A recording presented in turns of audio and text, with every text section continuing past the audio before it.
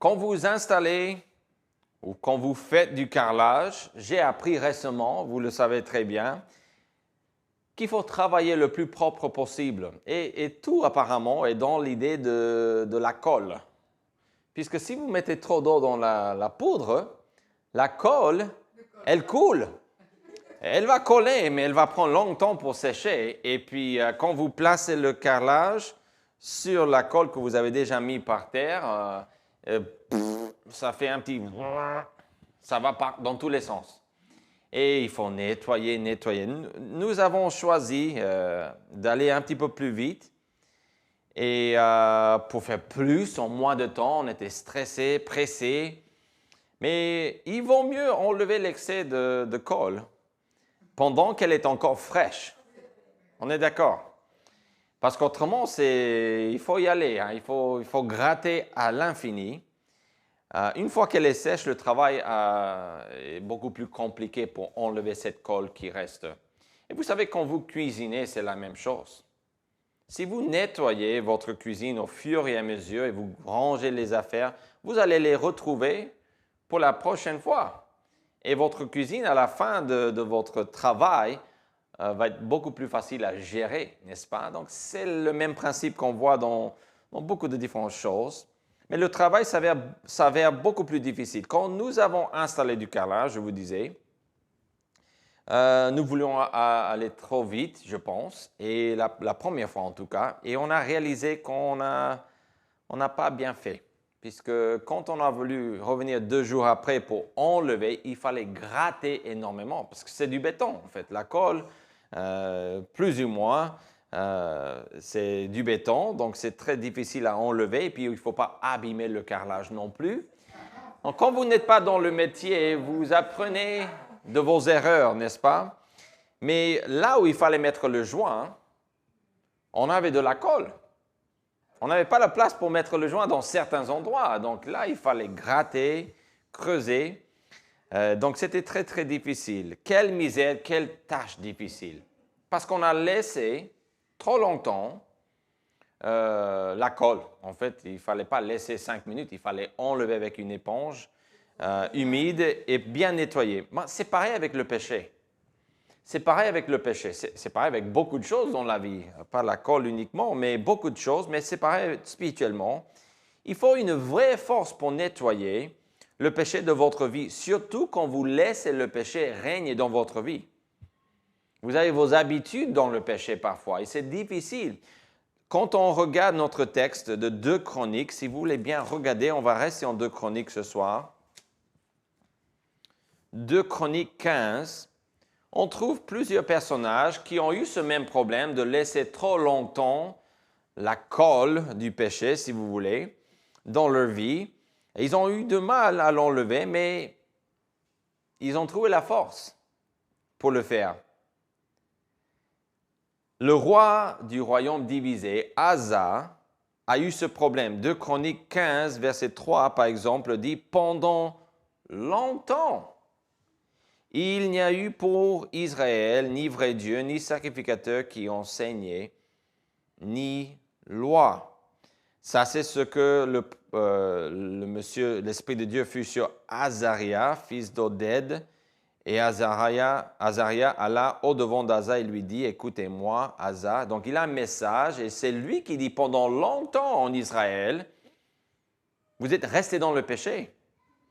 Et il leur dit en verset 7, « Vous donc fortifiez-vous et ne laissez pas vos mains s'affaiblir, car il y aura un salaire pour vos œuvres. » Donc, ils avaient cette tâche difficile de nettoyer leur vie, leur royaume, leur ville du péché. Et donc, comme le péché était là pendant longtemps, on peut s'imaginer que c'était très difficile. On va voir que ce roi, le roi Asa, enleva même, d'après verset 16, à Maaka, sa mère, la dignité de règne, parce qu'elle avait fait une idole pour Astarté. Il est allé jusqu'au bout. Il a fait ce que Dieu voulait. Il s'est fortifié. Et nous, on veut savoir comment est-ce qu'il a fait pour se fortifier. Puisque notre question est où trouver la force de nettoyer sa vie du péché comme Asa l'a fait. Asa n'était pas un homme parfait. Les gens de son royaume n'étaient pas des gens parfaits. Mais on a ici un bon exemple, mais peu importe l'exemple qu'on étudie dans la Bible, puisque l'essentiel est de voir ce que Dieu dit, les promesses qu'il nous donne, les consignes qu'il nous donne, parce que sincèrement, parfois, les exemples ne sont pas des exemples à suivre dans la Bible. On a de bons exemples, on a des exemples qui sont à moitié bons, à moitié pas aussi bons. On a le cas ici, dans ce texte ici. Ils ont cherché, par exemple, à faire la volonté de Dieu. Mais regardez verset 13. « Et quiconque ne cherchait pas l'Éternel, le Dieu d'Israël, devait être mis à mort. » Wow! Qui a inventé cette règle-là? Il y avait bien sûr des règles dans la loi, des lois où on allait tuer des gens qui faisaient certaines choses, bien sûr que oui. Mais cette idée de mettre à mort des gens qui ne voulaient pas suivre Dieu, bon, c'est un peu bizarre. Donc, on n'a pas toujours les exemples qui sont à suivre à la lettre, mais on a des principes bibliques ici qui sont à suivre à la lettre. Où trouver la force? On a vu déjà à travers le partage de la parole de Dieu. En gros, versets 1 à 7, ces versets contiennent deux choses. Regardez verset 8. Après avoir entendu deux choses, ces paroles et la prophétie d'Oded le prophète. En fait, ici, on n'appelle pas Azaria, c'est celui qui parle, on ne l'appelle pas un prophète. Le prophète, d'après ce texte, on n'a pas consulté d'autres, mais d'après ce texte, est son papa, Oded, ou peut-être dans votre Bible, vous avez Obed. Même personne, on l'appelle différemment, mais Dieu a utilisé Azaria pour transmettre un message, et c'était ce message, ce prêche, qui a fortifié. Parce qu'après avoir entendu ces paroles et la prophétie d'Oded le prophète, Asa se fortifia et fit disparaître les abominations. Comment trouver la force dans votre vie pour chasser le péché de votre vie, pour nettoyer votre vie du péché? La parole de Dieu. Donc, les prêches de la parole de Dieu, les versets bibliques que vous pouvez lire pendant la journée.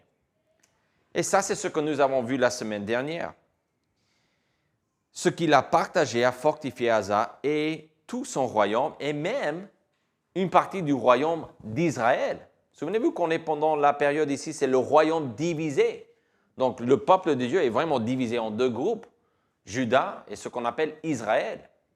Ici, Asa était roi sur Juda, mais on va voir dans ce texte ce soir qu'il y avait des gens d'Israël qui sont venus s'attacher au royaume de Juda puisqu'ils ont vu que Dieu était avec eux, parce qu'ils ont vu qu'ils l'ont cherché.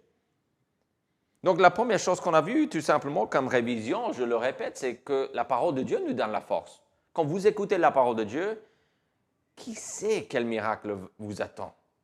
Qui sait ce que Dieu peut faire? Vous pouvez venir et dire, de toute façon, ça va être la même chose cette semaine.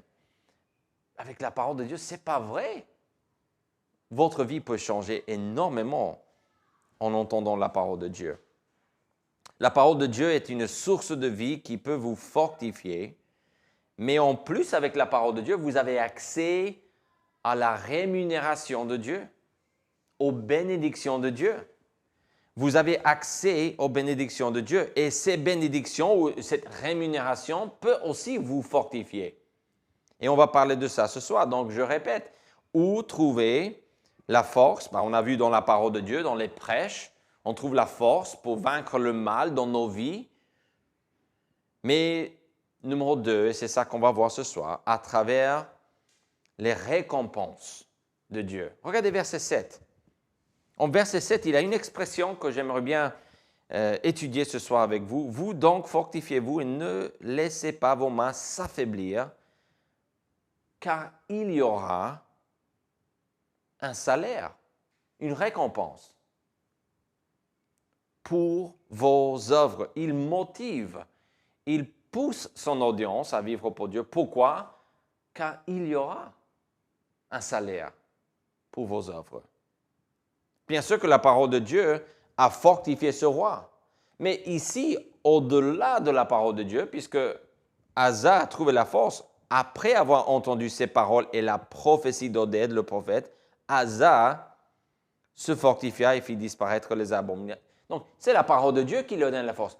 Mais le jeune Azaria, en tout cas, il a utilisé les récompenses que Dieu donne quand on s'attache à sa présence, quand on s'attache à sa parole, aussi pour fortifier son audience. Donc, les récompenses de Dieu sont là pour nous fortifier. Les récompenses de Dieu vous fortifient pour faire son travail. Il vous fortifie pour nettoyer votre vie du mal. Azaria a fortifié Asa avec son prêche, mais aussi avec la promesse des récompenses. Il parle des récompenses, il parle de ce salaire pour vos œuvres qui est là aussi. Si vous servez Dieu, vous serez rémunéré comme Asa l'a été. Quelles sont les récompenses que vous pouvez recevoir de Dieu pour votre fidélité, pour vos œuvres quand vous le servez? Je veux signaler 2 récompenses de ce texte. On peut vraiment chercher des nuances et avoir trouvé d'autres, mais en gros, je vois 2 grandes récompenses. Première récompense est la présence de Dieu. La présence de Dieu. Où est-ce qu'on voit ça? Verset 2. Azaria a commencé avec ceci. L'Éternel est avec vous quand vous êtes avec lui. C'est-à-dire que ce n'est pas lui qui change, c'est nous. Si vous le cherchez, vous le trouverez. Bon, autrement dit, mais même chose. Mais si vous l'abandonnez, il vous abandonnera. Quand vous quittez Dieu, Dieu n'est plus là. Il est là, bien sûr, il est là. Mais cette bénédiction n'est plus là. Cette récompense qui est possible n'est plus là. Dieu est toujours miséricordieux. Il vous donne de sa grâce. La Bible dit que la pluie tombe sur les méchants et les justes. Mais ici, on ne parle pas en général. On parle spécifiquement d'être rémunéré de la part de Dieu. Donc ça, on le voit en verset 2. Mais verset 4 dit aussi... Mais au sein de leur détresse, ils sont retournés à l'Éternel, le Dieu d'Israël. Ils l'ont cherché et ils l'ont trouvé. Donc là, il parle tout simplement de cette idée dans l'histoire. Il est en train d'utiliser des arguments pour parler du peuple de Dieu. Il peut dire, il y avait un moment pendant longtemps où on habitait dans le péché, mais quand on a cherché Dieu, on l'a trouvé. Et ça, c'est la récompense de la présence de Dieu. Dans le prêche d'Azaria, il a partagé cette vérité profonde qui est que quand on marche avec Dieu, on est avec Dieu. C'est très logique, ça, n'est-ce pas? C'est comme dire que quand je suis avec ma femme, je suis avec ma femme. Mais ça, c'est la réalité, ça, c'est la vérité qu'il utilise. Quand vous êtes avec Dieu, Dieu est avec vous. Et voici ce qu'on peut dire. Et c'est vraiment cette idée que la présence de Dieu et sa propre récompense. Donc, on parle des récompenses. Azaria a mentionné des récompenses, des motivations, des arguments, des raisons pour vivre pour Dieu, pour s'éloigner du mal et pour venir vivre pour le Seigneur. Et l'audience a bien suivi ses instructions, ses exhortations. Et une récompense est la présence de Dieu. Dieu ne change pas, c'est nous qui changeons. Donc, en parlant de cette idée de recevoir un salaire pour nos œuvres pour le Seigneur, cette idée-là devrait nous motiver. Quand vous avez une tâche devant vous, peut-être vous ne pensez pas à la tâche elle-même, mais vous pensez au résultat, à la fin. Quand vous faites du rangement, quand vous devez coudre quelque chose, quand vous devez faire un voyage, peut-être pour traverser énormément de territoire en France ou en Belgique, pour aller voir de la famille, peut-être vous ne pensez pas au trajet, mais vous pensez à voir de la famille, à la récompense qui vous attend après l'effort. Après l'effort, le réconfort, on dit, n'est-ce pas? Et donc ici, la présence de Dieu est vraiment cette récompense. Mais on a une deuxième récompense, un salaire pour votre fidélité. Donc on parle déjà des récompenses. La récompense, c'est la présence de Dieu. Mais on pourrait utiliser un autre mot, mais j'ai mis tout simplement un salaire pour votre fidélité, puisque c'est ce qu'on voit ici dans le texte. Mais c'est vraiment comme des fruits. Vous portez du fruit quand vous êtes fidèle. Deux choses. Quand vous marchez avec Dieu, il vous donne des gens. Des gens. Vous dites, où est-ce que vous voyez que Dieu va me donner des gens? Qu'est-ce que je vais avoir encore des enfants? Qu'est-ce qu'il va faire? Qu'est-ce qu'il va me donner comme gens? Ben, quand vous marchez avec Dieu, d'autres voudront vous accompagner. Mais si vous marchez avec Dieu, si vous ne marchez pas avec Dieu, et si les autres ne voient pas que Dieu est avec vous, la chose ne marche pas. Regardez verset 9. Il rassembla tout Juda et Benjamin. Ça, c'est Asa le roi, du royaume divisé. Un roi qui a cherché l'Éternel, qui a trouvé l'Éternel, qui s'est éloigné du mal. Il a même enlevé sa maman comme la dignité de reine parce qu'elle ne suivait pas le Seigneur. Et donc, il rassembla tout Juda et Benjamin, ça c'est son royaume, et ceux d'Éphraïm, de Manassé et de Siméon qui habitaient parmi eux. Donc ça, ce n'est pas son royaume, ils habitaient parmi eux. Vous regardez l'explication, car un grand nombre de gens d'Israël se joignirent à lui lorsqu'ils virent que l'Éternel, son Dieu, était avec lui. Quand vous marchez avec Dieu, Dieu peut choisir de vous donner des gens. Il peut choisir. Puisque dans cette idée de salaire, de récompense, c'est Dieu qui choisit les récompenses. Ici, on a un cas de ce que Dieu a fait. Ce n'est pas garanti que Dieu va toujours faire la même chose dans ma vie, mais Dieu peut le faire. Il est le Dieu qui fait des prodiges. Il est le Dieu qui rémunère la fidélité et la foi des gens.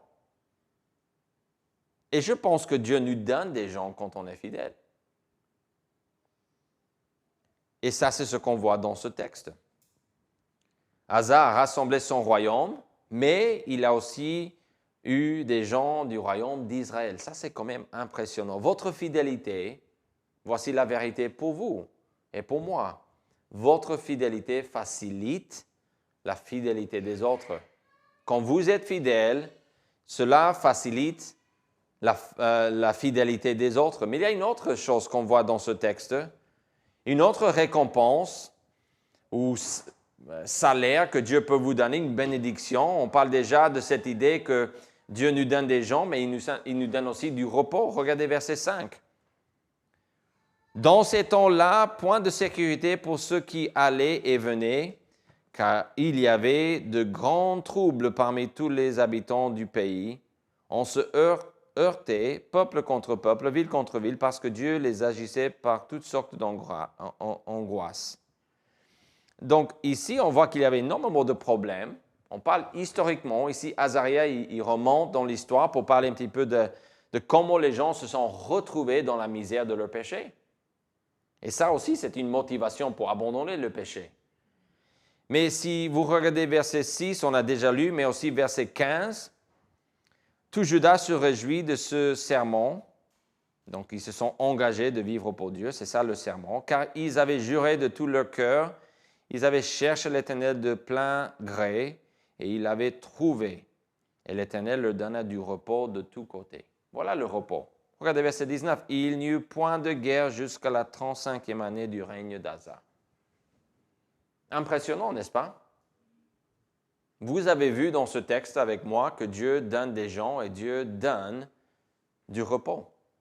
Ça, c'est le salaire qui nous attend pour nos œuvres. Si nous sommes fidèles au Seigneur, Dieu peut choisir de nous récompenser, de nous rémunérer avec d'autres personnes, peut-être de notre famille, peut-être de notre voisinage, peut-être d'autres gens qu'on ne connaît pas. Salaire pour vos œuvres. Quel salaire? Des gens, du repos. Le repos est une récompense de Dieu. La paix est une récompense de Dieu. Même quand on n'a pas la paix autour de nous, dans cette vie, nous pouvons avoir la présence de Dieu qui nous accompagne dans la misère. Et c'est cette présence-là qui nous fortifie. La présence de Dieu est une récompense en elle-même. Psaume 23 et verset 4, je vous rappelle ce que la parole de Dieu dit. Quand je marche dans la vallée de l'ombre de la mort, je ne crains aucun mal, car j'ai un téléphone portable.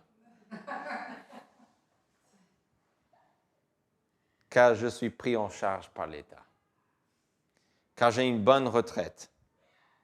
Quand je marche dans la vallée de l'ombre de la mort, je ne crains aucun mal, car tu es avec moi. La présence de Dieu est vraiment une récompense en elle-même. Mais au-delà de la parole de Dieu, au-delà de la présence de Dieu, il nous donne un salaire pour nos œuvres. Ça peut vous motiver à vous engager à nouveau à vivre pour le Seigneur cette semaine. N'est-ce pas? Ça peut vous rappeler que c'est vraiment une bonne idée de le faire. C'est la meilleure chose à faire. La parole de Dieu nous fortifie et Dieu nous rémunère quand nous sommes fidèles. Si vous êtes découragé ce soir, quand vous écoutez ce prêche, cette étude, vous dites je suis un petit peu découragé par cette situation dans ma vie ou dans mon église ou dans ma famille ou au travail ou peut-être le problème c'est moi, j'ai du mal avec ce péché ou ce mal ou ce découragement. Trouvez la force en la parole de Dieu. Trouvez la force en les prêches de Dieu. Écoutez la parole de Dieu. Trouvez quelqu'un, trouvez une église où vous pouvez assister fidèlement pour écouter la parole de Dieu. C'est magique, si je peux le dire comme ça. C'est miraculeux comme source d'encouragement. Mais aussi, je vous dirais de regarder les récompenses que Dieu vous offre. Il y a d'autres récompenses, il y a d'autres promesses dans la parole de Dieu. Il vous les accorde quand vous êtes fidèle. Quand vous êtes fidèle. Pas avant, quand vous êtes fidèle. La force de vaincre le mal est dans la pratique de la parole de Dieu. C'est pour ça que je vous encourage à étudier la Bible entre semaines, à voir comment vous pouvez mettre en œuvre, quand vous pouvez trouver quelque chose que vous pouvez faire entre semaines pour pratiquer quelque chose de la parole de Dieu. C'est pour ça qu'on a actuellement sur notre site web la page pratique. Cette page existe pour une seule raison, pas pour attirer des gens sur le site web. C'est pour vous donner l'occasion de vivre la parole de Dieu, puisque là, c'est les œuvres et le salaire vient après. Laquelle des deux récompenses, pensez à cela, laquelle des deux récompenses que j'ai mentionnées vous motive le plus à nettoyer votre vie du péché et à servir Dieu? L'idée de recevoir des gens comme récompense ou recevoir du repos, c'est à vous de réfléchir, mais peu importe votre réponse, mes frères bien-aimés, la Bible dit, soyez fermes, inébranlables, travaillant de mieux en mieux à l'œuvre du Seigneur, sachant que votre travail ne sera pas vain dans le Seigneur. Ça, c'est 1 Corinthiens 15 et verset 58 qui nous rappelle de cela. Et donc, l'encouragement est là ce soir. Où trouver la force de nettoyer ma vie du péché? Comment arrêter ce péché ou mes péchés? Comment retrouver la joie de servir le Seigneur? Comment avoir un salaire pour mes œuvres quand je le fais? Dans la parole de Dieu. Et justement, en pensant aux récompenses, au salaire que Dieu veut vous donner si vous êtes fidèle à lui. Votre travail dans le Seigneur amène toujours la bénédiction de Dieu. Père Céleste, merci pour ces rappels ce soir. Merci pour ce texte biblique, pour l'exemple qu'on a. Je prie pour que tu nous aides à mettre en pratique cette étude, à nettoyer notre vie du péché, à voir les choses qu'on a dit cette semaine qu'on n'aurait pas dû dire, qu'on a pensé, qu'on a fait, qu'on n'aurait pas dû faire. Pardonne-nous, Seigneur. Rémunère notre fidélité en tant qu'individu, mais aussi en tant qu'assemblée, au nom de Jésus-Christ. Amen.